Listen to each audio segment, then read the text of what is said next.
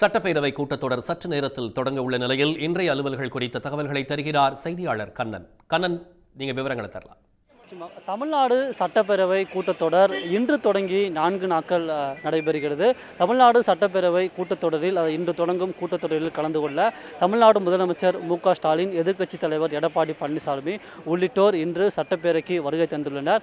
சரியாக 9:30 மணிக்கு கூடும் தமிழ்நாடு சட்டப்பேரவை கூட்டத்தொடரை தொடர்ந்து இன்று முதல் நிகழ்வாக 8 மறைந்த முன்னாள் சட்டமன்ற உறுப்பினர்களுக்கு இரங்கல் தீர்மானமானது வாசிக்கப்படுகிறது. அதனைத் தொடர்ந்து முக்கிய பிரமுகர்களுக்கு இரங்கல் குறிப்பானது வாசிக்கப்படுகிறது. அதன்படி கரூர் கூட்ட நெரிசல் சம்பவத்தில் மரணமடைந்த அந்த 41 பொதுமக்கள் மற்றும் கேரள முன்னாள் முதல்வர் அச்சுதானந்தன் மற்றும் நாகாலாந்து முன்னாள் ஆளுநர் இல கணேசன் மற்றும் சிபிஐ முன்னாள் பொதுச் செயலாளர் சுதாகர் ரெட்டி உள்ளிட்டவர்களுக்கு இன்று இரங்கல் தெரிவிக்கப்படுகிறது. இதனைத் தொடர்ந்து தமிழ்நாடு சட்டப்பேரவையின் தற்போது வால்பாறை சட்டமன்ற உறுப்பினராக இருந்து மரணமடைந்த அமுல் கந்தசாமி மறைவுக்கு இரங்கல் தெரிவிக்கப்படுகிறது. இதனைத் தொடர்ந்து இவர்கள் அமுல் கந்தசாமி மறைவுக்கு இரங்கல் தெரிவித்து தமிழ்நாடு சட்டப்பேரவை கூட்டத்தொடரானது இன்றைய தினம் ஒத்தி வைக்கப்படும்.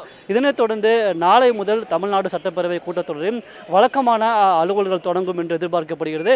நாளை காலை 9:30 மணிக்கு சட்டப்பேரவை கூடியதும் கேள்வி நேரம் எடுத்துக்கொள்ளப்படும். அதனைத் தொடர்ந்து வழக்கமான அலுவல் பணிகள் நடைபெறும். குறிப்பாக கூற வேண்டுமென்றால் அந்த சட்டப்பேரவை கூட்டத்தொடரை பொறுத்தவரையும் கரூர் கூட்ட நெரிசல், சிறுநீரக திருட்டு முறைகேடு மற்றும் இருமல் மருந்து உள்ளிட்ட பல்வேறு பிரச்சனைகளை கிளப்ப எதிர்க்கட்சிகள் திட்டமிட்டுள்ளனர்.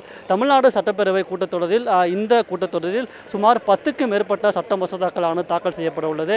மேலும் காசாவிற்கு ஆதரவாக முதலமைச்சர் ஏற்கனவே அறிவித்தபடி காசாவிற்கு ஆதரவாகவும் தமிழ்நாடு சட்டப்பேரவை கூட்டத்தொடரில் இந்த தீர்மானமானது நிறைவேற்றப்பட உள்ளது.